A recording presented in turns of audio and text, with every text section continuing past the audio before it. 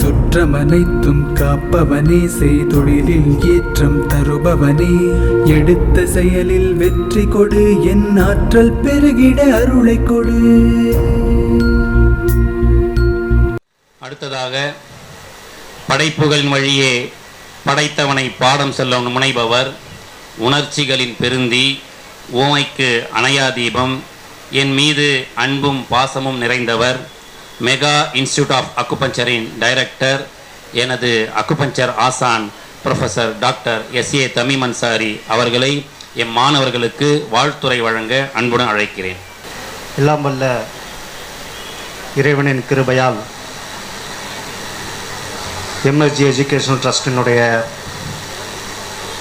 பட்டமளிப்பு விழா, அக்குபஞ்சர் படித்ததற்கான பட்டமளிப்பு விழா சிறப்பாக நடைபெற்று கொண்டு இருக்கிறது. அதில் உங்களை வாழ்த்துவதற்காக என்னை அழைத்திருக்கிறார்கள். மிகுந்த மகிழ்ச்சி, மிக்க மகிழ்ச்சி.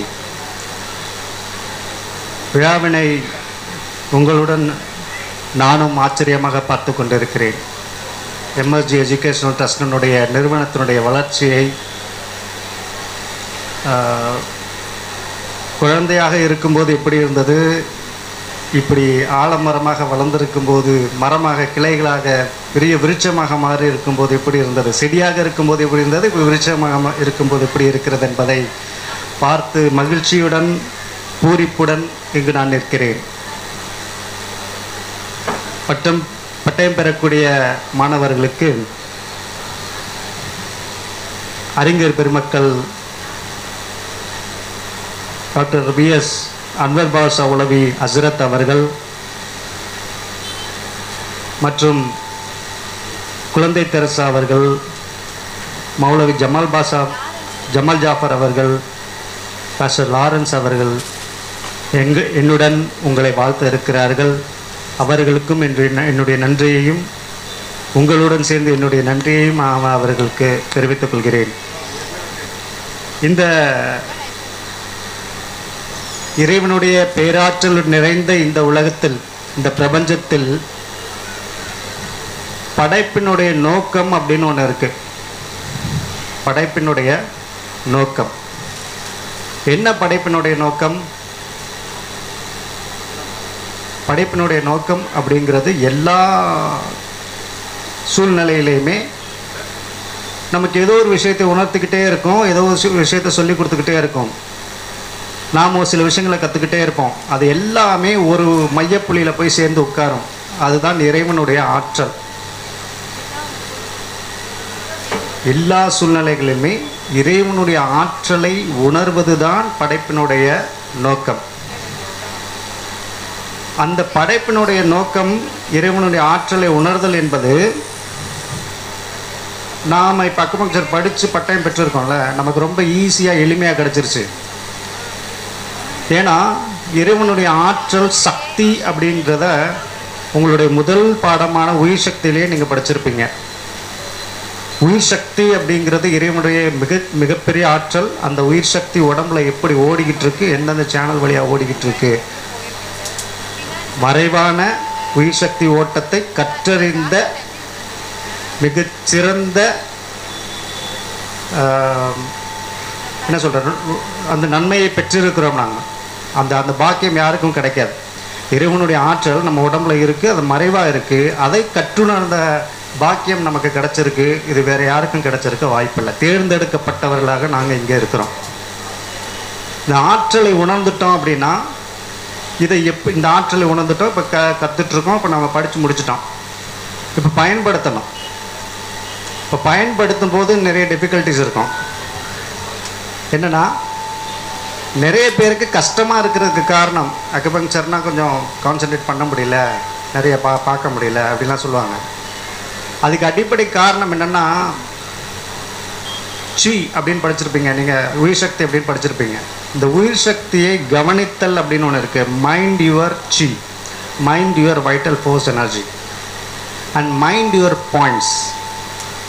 இந்த விஷயத்தை நம்ம மைண்ட் டெய்லி கொஞ்ச நேரமாவது நம்மளுடைய உயிர் சக்தியை நாம் உணரணும். ஒருவேளை நம்ம நல்ல சிகிச்சையாளர் ஆகிட்டாங்க, நம்மக்கிட்ட பேஷண்ட்ஸ் வர ஆரம்பிச்சிட்டாங்கன்னா அவங்களுடைய எனர்ஜியை நாம் உணரணும். இந்த உணரக்கூடிய நிலை, இந்த ஆற்றலை உணர்தல்னு சொன்னேன் இல்லையா, அது வேறு யாருக்கும் கிடைக்காது. நிதம் தினம் தினம் நாம் அதை என்ன பண்ணிக்கிட்டே இருப்போம், உணர்ந்துக்கிட்டே இருப்போம். இந்த பாக்கியமும் யாருக்கும் கிடைக்காது. முதல்ல ஆற்றலை உணர்கிற பாக்கியம், அதை படிக்கக்கூடிய பாக்கியமும் யாருக்கும் அவ்வளோ சீக்கிரத்தில் கிடைக்கிறதுல நம்ம அறிவியல் பூர்வமாகவும் சரி பாடம் சம்மந்தமாக நம்ம படிச்சிருக்கோம். இது இல்லாமல் தினம் தினம் ஆற்றலை உணர்ந்து அதை பிரமிப்பாக பார்த்து அதுக்கு இறைவனுக்கு நன்றி செலுத்தக்கூடிய பாக்கியசாலிகள் யாருன்னா நிச்சயமான அம்மா தான். இந்த சிகிச்சையாளராக இவ்வளோ தூரம் நம்ம வந்திருக்கோம் இல்லையா, இன்றைக்கி அக்குபங்க்சர்னு நிறைய பேருக்கு தெரியுது. எங்களுடைய காலகட்டம் இருக்கு இல்லையா, அது ரொம்ப கஷ்டமான காலகட்டம். நான் சொல்கிறேன், கிட்டத்தட்ட 18 வருஷத்துக்கு முன்னாடி கிளினிக் ஆரம்பித்த புதுசில் ஒரு வருஷம் சுத்தமாக யாருமே வரமாட்டாங்க, வந்ததில்லை. அப்படியே பேஷண்ட் உள்ளே வந்தாலும் நாம் அவங்களுக்கு நம்மளுடைய ஆர்வ கோளாறுன்னு ஒன்று இருக்குன்னா அதில் ஃபுல்லாக எல்லாத்தையும் சொல்லுவோம். அவங்களுக்கு எல்லா கதையும் கேட்டுருவாங்க. என்ன செய்யுது, எப்படி நோய்னா என்ன, உடம்புனா என்ன, அந்த ஊசி எப்படி வேலை செய்யுது, எல்லா டீட்டெயிலும் கிட்டத்தட்ட ஒரு பேஷண்ட்டுக்கு 3/4 மணி நேரத்துலேருந்து 1 மணி நேரம் பேசுவோம். பேசிட்டு ஊசியை கையில் எடுத்த உடனே பயந்து ஓடிடுவாங்க. அப்புறம் வரேங்க, கேட்டுட்டு வரேன், வீட்டில் சொல்லிட்டு வரேன், யாரையாவது கூட்டிகிட்டு வரேன் அப்படின்னு சொல்லிட்டு என்ன பண்ணிடுவாங்க, போயிடுவாங்க. இவ்வளோ கஷ்டம் எங்கேயுமே யாருக்குமே பிரபலமாக இல்லை. அக்குபங்க்சர் காதுபட கேலி பேசுவார்கள். பஞ்சர் கடை அப்படின்னு, புரியுதா, பஞ்சர் கடைனா அந்த மாதிரி கேலி பேசுவார்கள். வெளியால் பேசினா பரவாயில்ல, சொந்தக்காரங்களே பேசுவாங்க. இதெல்லாம் கடந்து நிலையாக நின்று, ஏன்னா இது உண்மை இருக்குது அப்படிங்கிற ஒரு விஷயம் இருந்தது. தமிழ் அன்சாரி சார்லாம் படிக்கும்போது அப்படி என்ன சொல்கிறது, ஸ்பிரிக்டை கொண்டு வந்து அவங்க முன்னாடி நிறுத்துவோம். இதுதான், இப்படி தான் இருக்கணும், நாம் இதை கொண்டு போய் சேர்க்கணும் எப்படியாவது அப்படின்ற, இதில் உண்மை இருக்குது அப்படிங்கிறத ஆணித்தனமாக விதைப்போம். அந்த விதைச்சினுடைய விளைவை இன்று நான் எப்படி பார்க்குறேன், நான் ரொம்ப பிரமிப்பாக ரொம்ப மகிழ்ச்சியாக அப்படி பார்க்குறோம். ஸோ அவ்வளோ கஷ்டப்பட்டு ஏன் இந்த சிஸ்டமை வளர்க்கணும் அப்படின்னா, இதில் உண்மை இருக்குது. நீங்கள் படிச்சிருக்கிறது நிச்சயமாக உண்மை, அதில் எந்த மாற்று கருத்தும் இல்லை. சரி, இது இவ்வளோ கஷ்டப்படுறதுக்கு ஒரு காரணம் இருக்குது. எங்கள் அப்பா அடிக்கடி சொல்லுவார், இந்த வார்த்தையை நிறைய பயன்படுத்தியிருக்காங்க நிறைய இடத்துல.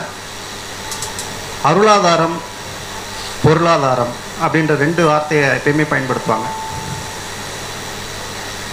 எங்களுக்கு சொல்லிக் கொடுத்தது அதுதான். எங்களுக்கு பெரிய பேக்ரவுண்டு, ஃபினான்ஷியல் பேக்ரவுண்டு அப்போல்லாம் ஒன்றும் பெருசாக கிடையாது. ஆனால் எங்கள் அப்பா எங்களுக்கு சொல்லிக் கொடுத்தது ஒன்று என்னென்னா, உண்மையாக இருங்க, நேர்மையாக இருங்க, எப்பயுமே எந்த நிமிஷத்துலையுமே தவறான பாதைக்கு போயிடாதீங்க. இது எங்கள் அப்பா எனக்கு சொல்லிக் கொடுத்தது, எங்களுக்கு சொல்லிக் கொடுத்தது. அப்போ சொல்லும்போது சொல்லுவாங்க, ஒரு மனிதனுக்கு 2 வேணும்ப்பா, பொருளாதாரமும் வேணும், அருளாதாரமும் வேணும். பொருளாதாரம்னா நமக்கு தெரியும், சம்பாதிக்கணும். ஸோ எப்படி வேணாலும் சம்பாதிக்கலான்ற சூழ்நிலை ஒன்று இருக்குது, இப்படி தான் சம்பாதிக்கணும்னு ஒன்று இருக்குது, இது ஒன்று. ஆனால் 2மே ஒரே நேரத்தில் கிடைக்கணும் அப்படின்னு சொல்லுவாங்க. நாங்கள் இருந்தது எலக்ட்ரானிக்ஸ் ஃபீல்டு, பட் தேடுதல் இருந்ததெல்லாம் 2மே கிடைக்கணும். என்ன பண்ணுறது, எலக்ட்ரானிக்ஸ் ஃபீல்ட்லேயே நிறைய பொய் சொல்ல வேண்டியது வந்தது. ஒரு டிவியை ரிப்பேர் பண்ணணுன்னு வைங்களேன், சர்வீஸ் பண்ணணுன்னு வைங்களேன், அந்த டிவியோட சர்வீஸ் சார்ஜ் மட்டும் அவங்கள்ட்ட வாங்கியிருந்தோன்னா 150 ரூபா சர்வீஸ் சார்ஜ் வாங்கியிருந்தோன்னு வைங்க, அந்த டிவியை வீட்டுக்கு எடுத்துகிட்டு போய்ட்டு 1 வாரம் போட்டு பார்த்துட்டு அதை விட பெரிய ஸ்பேர் எல்ஓடிலாம் இருக்கும், லைட்டு ஆப்ரேட் எல்ஓடின்னு ஒன்று இருக்கும், அதெல்லாம் வந்து பார்த்திங்கன்னா ரொம்ப காஸ்ட்லியான ஸ்பேர், அது போயிடும். எலக்ட்ரானிக்ஸ் பொருள் தானே. அப்போ திருப்பி அந்த டிவியை எடுத்துகிட்டு வந்து என்ன சொல்லுவாங்கன்னா, நீங்கள் தான் இதை செஞ்சு கொடுக்கணும், நீங்கள் தானே பார்த்து கொடுத்தீங்க அப்படின்ட்டுருவாங்க. நம்ம போட்டு கொடுத்தது ஒரு ரெசிஸ்டன்ஸோ கெப்பாசிட்டரோ ஏதோ போட்டிருப்போம். ஆனால் ஒரு பெரிய பாரத்தை கொண்டு வந்து திருப்பி நம்மக்கிட்டேயே கொடுத்துட்டு, அதனால் என்ன பண்ணுவோம்னா, சர்வீஸ் பண்ணும்போதே அடுத்த சர்வீஸ்க்கான சார்ஜ் என்ன செய்வோம், சேர்த்தே வாங்க வேண்டியது இருக்கும். அதுக்கு சில பொய்களை சொல்ல வேண்டியது இருக்கும். இதுவே மனசுக்கு பெரிய உறுத்தலாக இருந்துச்சு. ஏன் இப்படி இருக்குது, இதை ஏன் நம்ம செய்யணும்? அப்போ அப்பா சொன்னதும் எங்கள் மைண்டில் இருக்குது, தேடுதல் இருந்துக்கிட்டே இருந்தது. அப்போ கிடைச்சது தான் அக்குபங்க்சர். உள்ள நுணுக்கமாக பார்க்க ஆரம்பித்தோம். அதில் பொருளாதாரம் பொய் சொல்லாமல் நேர்மையாக உண்மையாக அவங்க சரியாகணுன்ற வர்ற பேஷண்ட்டு சரியாகுன்ற எண்ணத்தோடு நம்ம கொடுக்குற சிகிச்சை, பிரார்த்தனையோடு செஞ்சு கொடுக்கக்கூடிய சிகிச்சை, இறைவனுடைய ஆற்றலை உணர்ந்து நிதம் உணர்ந்து நன்றி சொல்லிக்கிட்டே நாம் உட்கார்ந்துருக்கக்கூடிய அந்த நிலை, இது எல்லாமே அக்குபங்க்சர் மூலமாக தான் கிடச்சது. அதனால தான் கைவிடாமல் இன்னைக்கு வரைக்கும் என்ன பண்ணிக்கிட்டே இருக்கோம், இதை வளர்வதற்கான போராட்டங்கள் நடத்திக்கிட்டே இருக்கோம். இதை முடக்குவதற்கான வேலைகள் எவ்வளோ நடந்துக்கிட்டு இருக்குன்னு எங்கள் நிலைக்கு வந்திருந்தால் உங்களுக்கு தெரிஞ்சிருக்கும். இதை முடக்குவதற்கான நிறைய ஏற்பாடுகளும் வேலைகளும் வெளியே நடந்துகிட்டே இருக்குது. அப்பப்போ சட்டப்பூர்வமான கேஸ் ஏதாவது போட்டு இவங்க எப்படி ப்ராக்டிஸ் பண்ணலாம், இவங்களுக்கு ப்ராக்டிஸ் பண்ணுறதுக்கு யார் ரைட்ஸ் கொடுத்தா, இப்படிலாம் சில கேஸ்லாம் போடுவாங்க. அது திருப்பி நாம் அப்பீல் போடுவோம். இப்படி போய்கிட்டே இருக்குது. டிஃபெண்ட் பண்ணுறதுலேயே நம்ம வேலை என்ன செஞ்சுட்டே இருக்குது, நடந்துக்கிட்டே இருக்குது. ஆனால் இதில் உண்மை இருக்குது, இதில் நேர்மை இருக்குது, இதில் அருளாதாரம் இருக்குது, இதில் பொருளாதாரம் இருக்குது. நிச்சயமாக இது மக்களுக்கும் வரப்போகிற சமுதாயத்துக்கும் அடுத்த சமுதாயத்துக்கும் சரி பெருக்க சமுதாயத்துக்கும் சரி நன்மை செய்யக்கூடிய ஒரு மருத்துவத்தை நீங்கள் படிச்சிருக்கிறீங்க. அதை ரொம்ப தெளிவாக அதோடு விட்டுறாமல் தேடுங்க, நிறைய தேடணும். ஒரு மருத்துவத்தினுடைய வளர்ச்சி, இந்த சிஸ்டமுடைய வளர்ச்சி அப்படிங்கிறது இப்போ தமீம் எடுத்துக்கிட்டிங்கன்னா, தமீம் சார் எடுத்துக்கிட்டிங்கன்னா ஒரு 15 வருஷத்தினுடைய உழைப்பு இப்போ உங்களுக்கு கொடுத்துருப்பாங்க.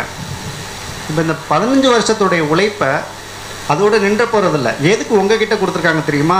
உங்களுக்கு நிறைய பொறுப்பு இருக்குது.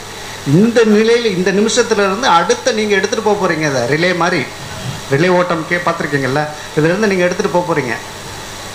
நீங்கள் எந்த அளவுக்கு தேடுறீங்க, எந்த அளவுக்கு இந்த சிஸ்டமை வளர்க்குறீங்க அப்படின்றது. முதல் கிளினிக் ஆரம்பிக்கும் போது என்னுடைய கிளினிக்கு பெரிய பெரிய சிகிச்சையாளர்கள்லாம் வந்திருந்தாங்க, பெரிய பெரிய டாக்டர்ஸ்லாம் வந்திருந்தாங்க. நாங்கள் சின்ன ஆளுங்களாம், ஆனால் நாங்கள் கிளினிக் திறக்கிறோம் தெரிஞ்சதில் பெரிய பெரிய ஆளுங்களாம் வந்திருந்தாங்கன்னு வைங்களேன். அப்போ அவங்க முன்னாடி நான் ஒரு விஷயத்த சொன்னேன், நான் எப்படி இருக்க போகிறேன் அப்படின்னு சொல்லி. என்னுடைய ஒரு கண் என்னுடைய வளர்ச்சி, என்னுடைய இன்னொரு கண் இந்த சிஸ்டத்தினுடைய வளர்ச்சி.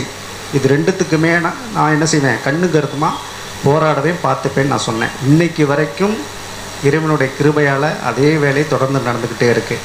இதை நீங்கள் செய்யணும்னு நாங்கள் ஆசைப்படுறோம். என்னுடைய ஆசைகள் அதுதான். ஏன்னா இன்றோடு சர்டிஃபிகேட் வாங்கணும், முடிஞ்சு போச்சு, அவெல்லாம் வீட்டுக்கு போயிட்டு தூங்கலாம் அப்படிலாம் நினைக்காதீங்க. தொடர்ந்து படிங்க, தொடர்ந்து தேடுங்க. இந்த சிஸ்டமை கையில் எடுத்துகிட்டு போங்க, கொண்டு போய் மக்கள்கிட்ட சேருங்க. மக்கள் நினச்சா மட்டும்தான் இதுக்கான அங்கீகாரத்தை நம்ம வாங்க முடியும். இதை முடக்குவதற்கான எவ்வளோ வேலை செஞ்சாலும் நிச்சயமாக முடியாது. நான் ஏன் அவ்வளோ தெளிவாக சொல்கிறேன் இதை முடக்க முடியாது அப்படின்னு சொன்னால், மக்கள் பொதுவாக பார்த்திங்கன்னா இல்லாததை பற்றியே நிறைய பேசிட்டே இருப்பாங்க. என்கிட்ட இது இல்லை, அது இல்லை, என்கிட்ட இது இல்லை, அது இல்லை, நிறைய கார் இல்லை, வீடு இல்லை, பங்களா இல்லை, இப்படி தான் பேசிட்டே இருப்பாங்க. என்றைக்காவது ஒன்று இருக்கிறத பற்றி பேசியிருக்காங்களா? எல்லாருக்குமே ஒன்று இருக்குது, ஒரு விஷயம் இருக்குது. என்ன தெரியுமா? உயிர். எல்லாத்தையுமே உயிர் இருக்கா? எல்லாருக்குமே உயிர் இருக்கா? உயிர் இருக்கிற வரைக்கும், இந்த உலகத்தில் ஜீவராசிகள் உயிரினங்கள் இருக்கிற வரைக்கும், அதுவும் குறிப்பாக மனித இனம் இருக்கிற வரைக்கும், மனித உயிர் இருக்கிற வரைக்கும் உயிர் சக்தி இருந்து கொண்டே இருக்கும். உயிர் சக்தி இருந்து கொண்டே இருக்கிற வரைக்கும் அது ஓடிக்கொண்டே இருக்கும். அது ஓடிக்கொண்டே இருக்கிற வரைக்கும் அக்குபங்க்சர் புள்ளிகள் இயங்கிக் கொண்டே இருக்கும். நீங்கள் என்ன நினச்சாலும் இதை முடக்க முடியாது. வேணும்னா உயரலாம், தாழலாம். சீனாவில் கூட சில காலங்கள் அக்குபங்க்சர் தாழ்ந்து போயிருக்கு, சில நிலங்கள் உயர்ந்து போயிருக்கு, இப்படி நடந்துக்கிட்டே இருந்திருக்கு. ஆனால் நிச்சயமாக அக்குபங்க்சரை அழிக்க முடியாது, முடக்க முடியாது. இது நாங்கள் விதைத்து விட்டோம். யார்கிட்ட? உங்ககிட்ட விதைச்சிட்டோம். அந்த நம்பிக்கையில் நாங்கள் இருக்கிறோம். நீங்களும் விதைக்கணும். வாய்ப்பளித்தமைக்கு நன்றி கூறி விடைபெறுகிறேன். உங்கள் அனைவருக்கும் வாழ்த்துக்கள். இறைவனுடைய கிருபையால் அருளாதாரமும் எங்களுக்கு இருக்கிறது, பொருளாதாரமும் எங்களுக்கு கிடைத்திருக்கிறது என்பதை சார் அவர்களுக்கு சொல்லிக்கிறேன். குருவடி பணிந்திட திருவடி வேண்டும், திருவடி பணிந்திட குருவடி வேண்டும். நீ வெற்றி அடைவதை உன்னை தவிர வேறு யாரும் தடுக்க முடியாது என்ற கருத்தை முன்னிலைப்படுத்திய என் அக்குபஞ்சர் ஆசான் அவர்களுக்கு நன்றி மறவேன்.